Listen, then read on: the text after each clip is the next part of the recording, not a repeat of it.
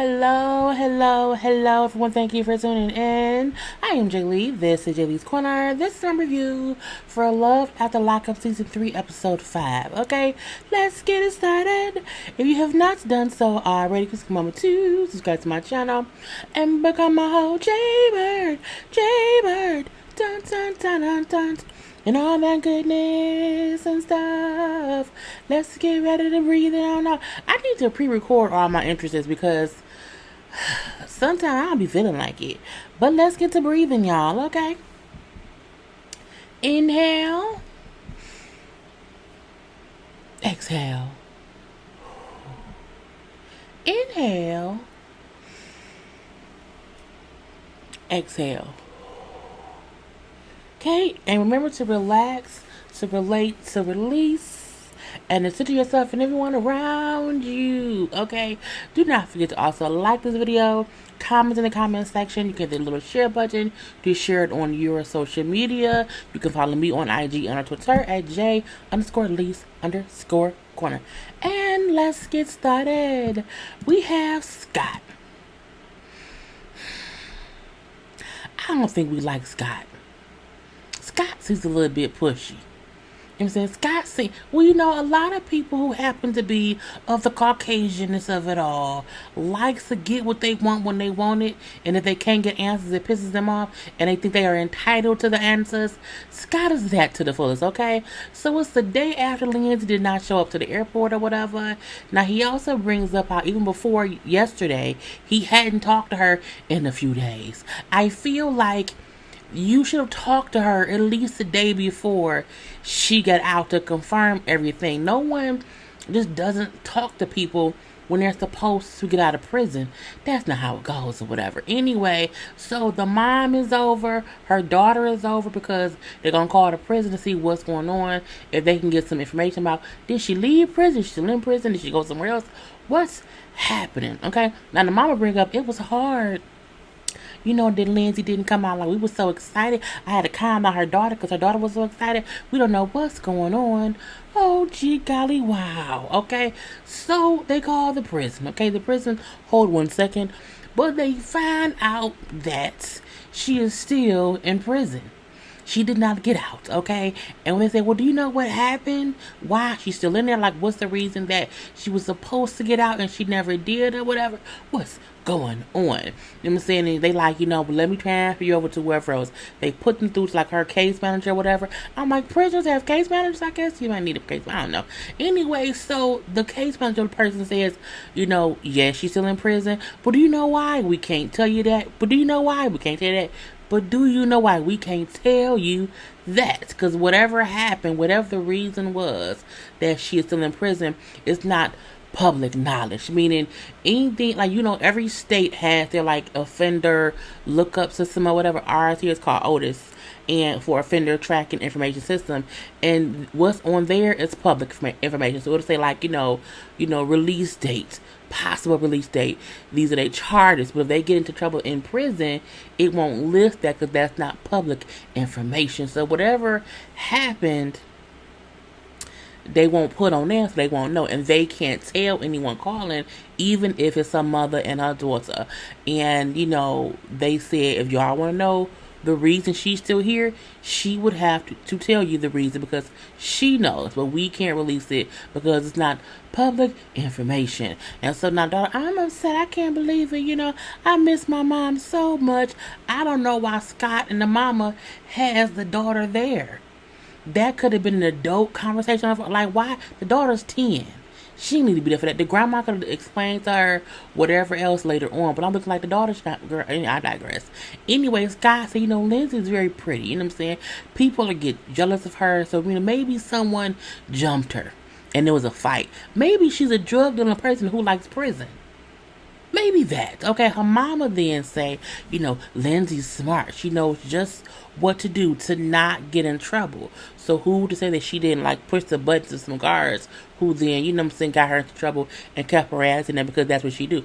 She's a drug dealing felon who likes prison. Okay, she might be getting high in there. Maybe she got some meth. I don't know, but all we know is her ass ain't get out. Okay, next up we have who? Sean and Destiny. Okay, this is straight up Clint's and Tracy 2.0. Okay, I mean, Destiny don't smoke crack right now, but you can't tell me this don't give you Clint and Tracy vibes from the beginning. Like one of them is gonna cause the other one trouble and be abused, and abuse the other one, and I feel like this one gonna be trouble and gonna abuse this one. Okay, so she's still upset because she found out that he's really 36 and he has 6 children. Okay, she's like, you told me you had 2. It's like, I must have forgot. How you forget 4 kids? How does a person forget not 1 kid, not 2 kids? How you forget 4 whole children that 2 and 6 not even close to each other? If he said 5, okay, you said 5, you meant 6. You may have forgot 1 kid, but you don't forget 4. Anyway, so I can't believe you lied. Oh, I don't believe it. You know what I'm saying? Because age ain't shit. Why lie about age? And why lie about how many kids? His kids aren't infants. His kids are all older. So he lied as if the 6 kids live with him and she gonna be a stepmama. The 6 kids live with his ex and he, honey, take him to thrift shop. That about it. So outside, I'm upset. I'm irritated at Sean. I'm very, you know what I'm saying? How can I trust you? How can I trust that other things won't come out? I'm so sorry, Destiny. I should not have lied to you, girl. You know what I'm saying? Other things will not come out. You know what I'm saying? I don't have any other lies or I don't have any other secrets I need to tell you. Nothing. Not nothing. So she asked, okay, well, are the kids all by one woman? Have you really ever been married before? You know what I'm saying? And when was the last time you and the baby mama, you know what I'm saying, messed around? I only have one child's mama.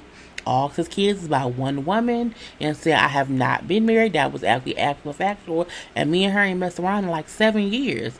And I'm like, okay, that's not bad. He then says to us, okay, it was actually about a year ago. Okay, that was the truth. But she already so upset, I don't want to tell her. So how in one breath do you say, I don't have any more lies, I'm not going to lie to y'all, I don't have any more secrets, and you commence and proceed to lie to her? I'm like, because what does it matter if y'all messed around a year ago? That was still before her.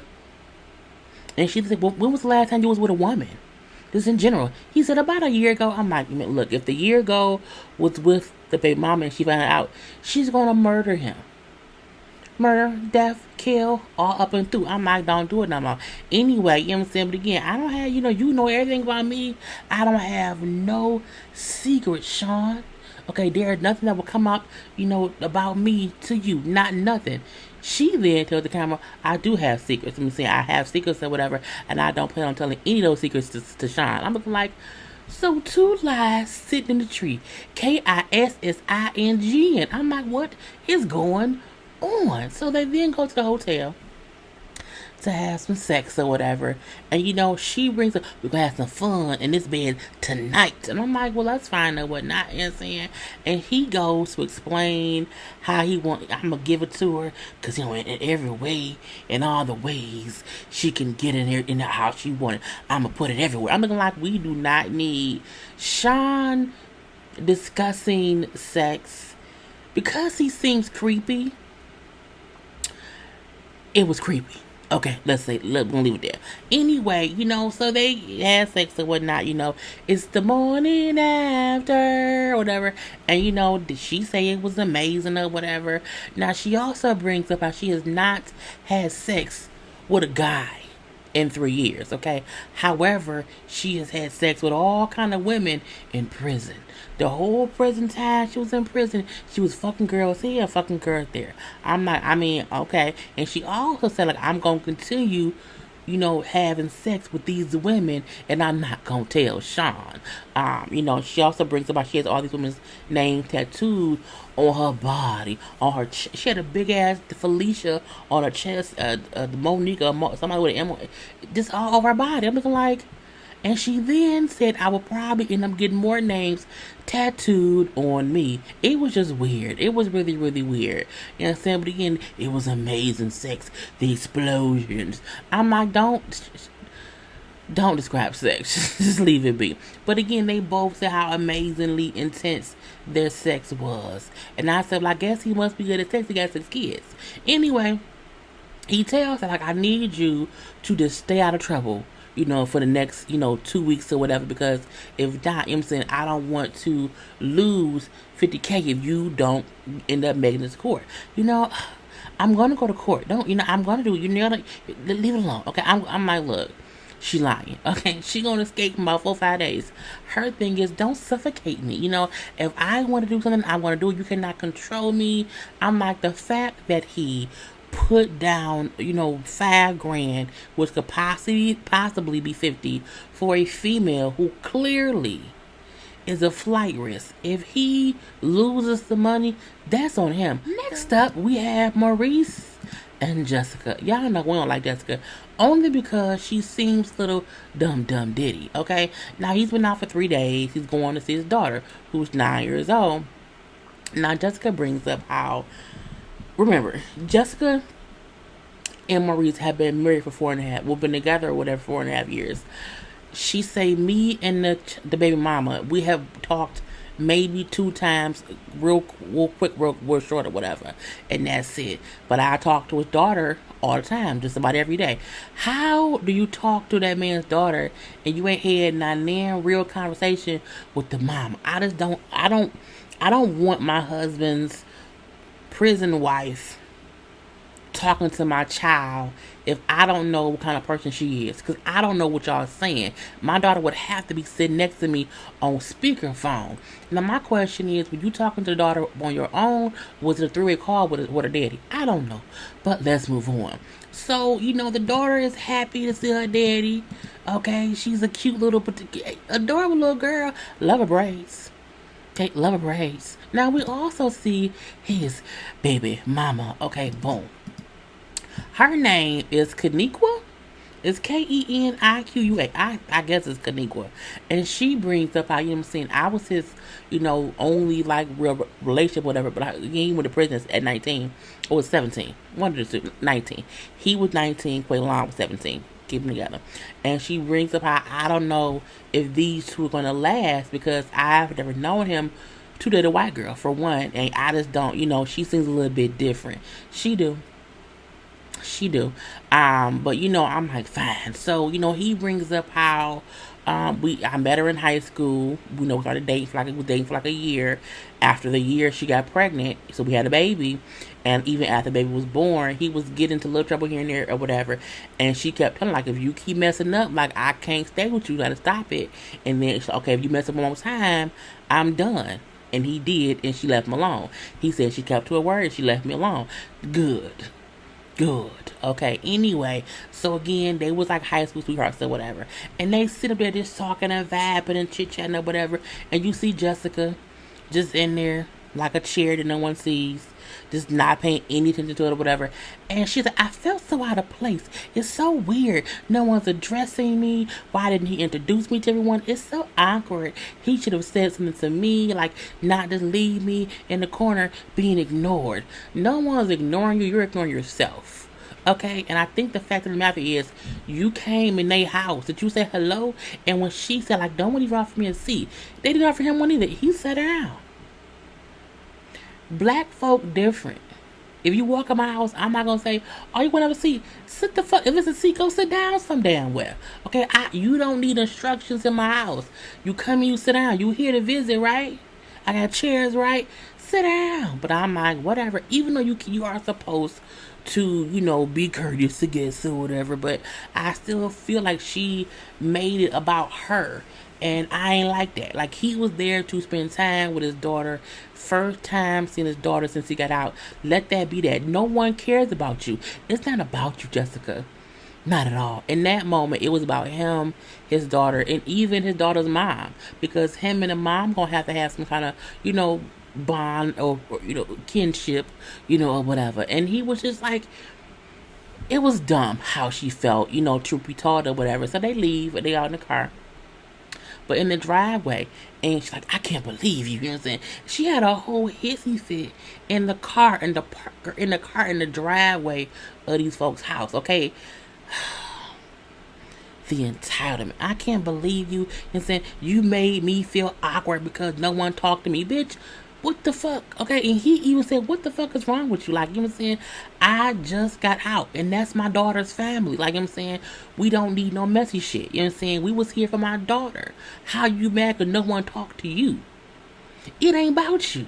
Not at all. And I think they know who you are. But you also came there like an outsider. You came in there wanting him to make you fit in. If you gonna date a man, a black man at that, who's a former gang member at that, and he has a daughter who's 9, you have to put yourself into the situation, into the conversation on. When I walked in, hey Kanika, whatever her name is, hey girl, what, you know what I'm saying? Hey, how you doing? I'm Jessica. Hey, girl, yeah, okay. And I would have sat the fuck down, and I wouldn't have cared, because it ain't about me. I'm here. We came together, and we leaving together. She wants validation as his wife. At the end of the day, Jessica, it's not about you. And I'm happy that he didn't feed into that bullshit and make her feel like, oh, you right. You know, you were ignored. No, bitch, it ain't about you. It's about my daughter. Calm the fuck down. Anyway. And I feel like had she took time out of them 4 years to build any kind of just even conversational friendship with the baby mama, it wouldn't have been so awkward. But bitch, no one knows you. No one was there to get to know you. It wasn't about you. Bad. Anyway, I just, I realize we're from different worlds. You know what I'm saying? Is this how it's going to always be? If you continue to sit there and shut the fuck up, it will. You have a whole mouth. Use it. Enter the chat. Bing. Anyway, so we then see that Maurice, I'm so stupid. I said, anyway, we see that Maurice is staying, of course, in LA, of course, and he's living with his cousin, who's also on parole or probation 1 or 2. Cousin's sitting there smoking a blunt, and I swear it looked like it was a lean prescription bottle on the table, but I digress or whatever. And him and Maurice like, we hate parole. We hate probation. This is so dumb. Grr. And they both just mad because, again, they had to deal with things or whatever. Anyway, so, again, because the cousin's there, the cousin's wife is there, the kids are there, like the cousin's kids or whatever. And Maurice is like, on the couch sleeping and whatnot. Jessica, I feel so awkward, I just feel so out of place. I just can't wait to get back to Vegas. And you can't wait to get out of your uncomfortable situation around all the black folks to take him to Vegas around all your white folks. That's some bullshit. You need to stop feeling awkward and start including yourself, because, again, it ain't going to change once y'all are in Vegas. In Vegas, then he will be the one feeling awkward, and he will want to continually go back to California. Anyway, the cousin then brings out obituaries of all they fallen friends who have died since he's been in prison. Okay, Tutu, BB, and CC, and Juke, and all these people who was killed and stabbed. I'm like, damn. You know what I'm saying? Damn. But again, it's Compton. Things happen. I knew him. It was crazy. Just to see all of this, just to acknowledge the amount of death that happened while he was in prison and everything. And production said, does it make you feel like angry? Does it make you feel sad or whatever? He was like, no, it makes me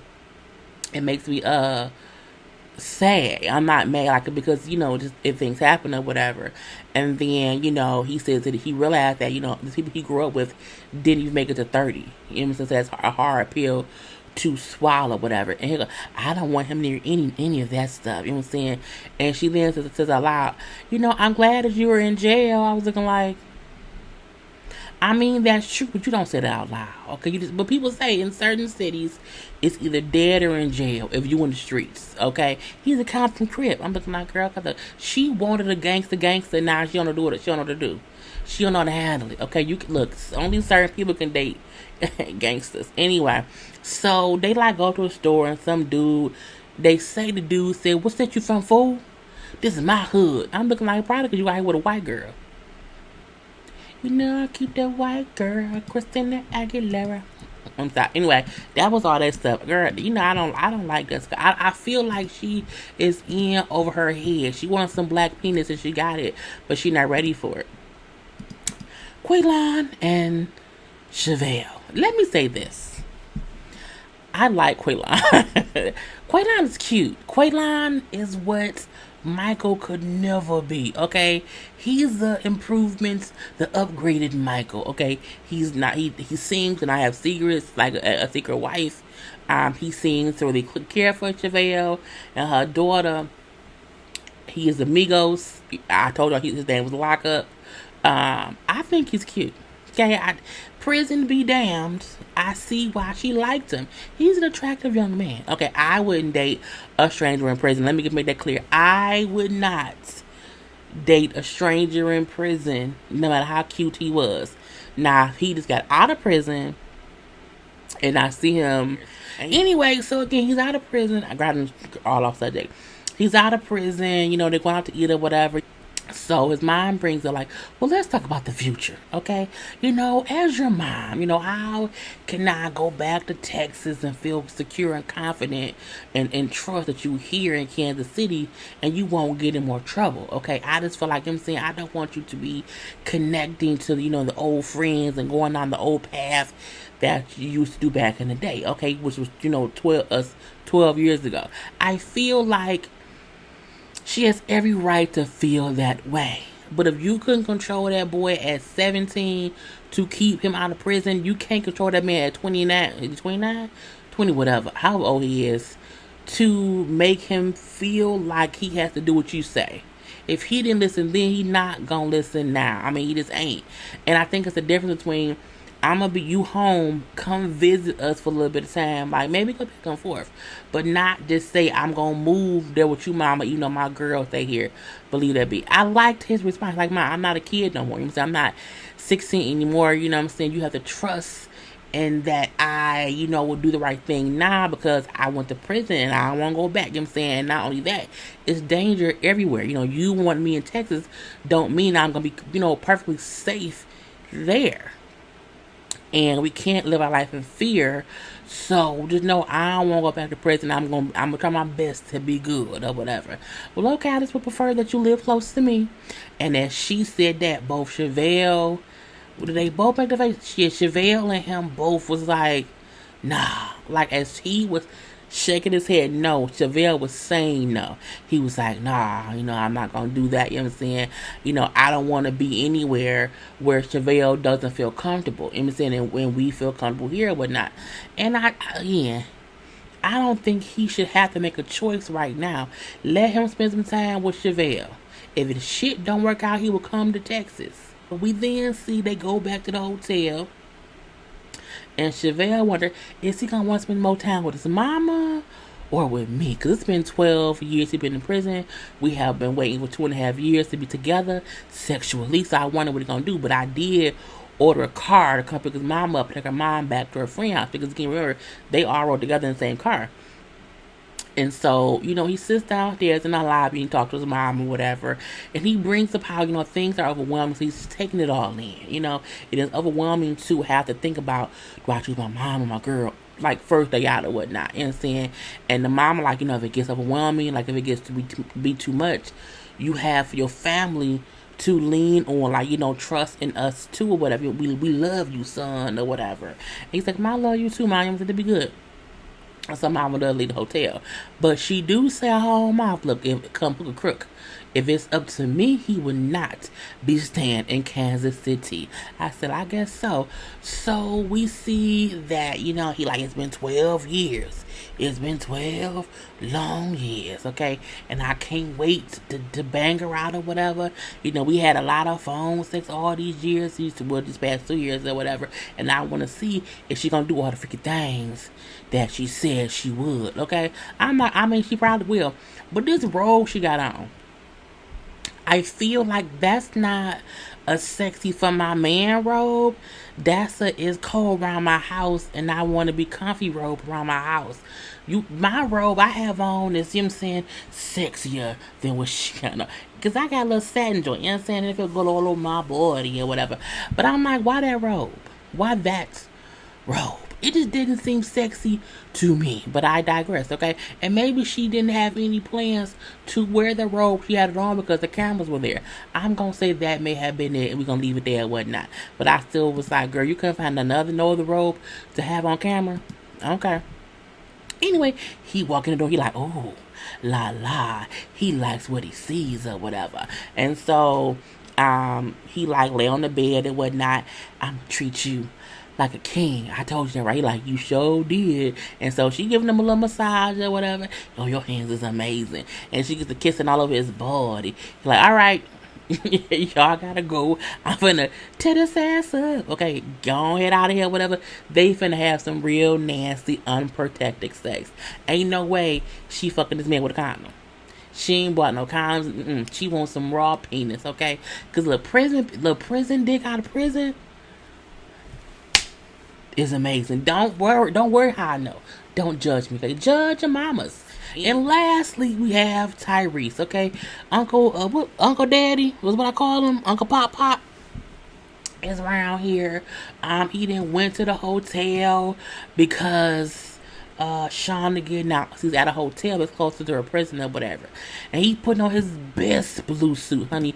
His best blue suit to go see his boo. Okay, I'm looking like what girl? First of all, the blue suit. Okay, the matching blue shoes. I'm like, dressed like a damn pastor pimp. Okay, who he preaching to? The hoes or the congregation? I'm not sure. And the suit was just so big. I'm like, he was in those wide leg pants. I'm like, what is going on? You in this big ass blue suit? I'm like, it looked like it was like a Steve Harvey Kings of Comedy tour. I'm looking like, give Steve his suits back, okay? It was just too big of a suit. And I'm like, you wearing this big ass blue suit for a girl you've only known for 3 months. Now he brings up how he's known her or been dating her for 3 months. And in those 3 months he has visited her 13 times, okay? And she's such a great person. A great character. She's just a good character. Loyal. Blah blah blah blah blah. And I'm like, bruh, how you know that? You don't know that because you don't know her long enough to know if she's really a good person or whatnot. So he puts like 14 little rose petals all over the room. I'm looking like, didn't want even enough rose petals, but I'm like, I'm gonna leave that be. So, he at the prison. And then, he says she has 4 hours to be with me. Okay, and then after that, she'll take a bus to Kansas City. I'm looking like, why is everybody going to Kansas? He's outside the prison in his blue suit, okay, with some binoculars, watching the prison, because she's supposed to get out at 1:30. All right, it's 1:35. She should be out here in any moment, okay? By like 2:15, she wasn't there. He like, I don't know, she's taking all day, what's going on or whatever. And then like, do you think she stood you up? Do you think she ditched you? He's like, nah, she wouldn't do that. How do you know? Pimping pastor, leave it be. And he just outside in his car waiting for his love in his blue suit, looking like a pimping pastor. I don't think Tyrese or however his name is supposed to be pronounced is making smart decisions or whatever. You don't know that girl. You don't. You putting too much on that girl. You are. And we will see what happens next week, because that was the end of the show. In closing, I think Tyrese is getting played. I think Chevelle and Cuilan are going to have really, really good sex. Let's hope it lasts. I think that Maurice and Jessica will only work out if he knocks her up, and he might just try to stay with her. I'm not sure. Sean definitely is going to be a train wreck. It's going to be like Clinton Tracy. And then Scott and Lindsay is a figment of Scott's imagination. And that's about it. Okay, I'm done. Peace.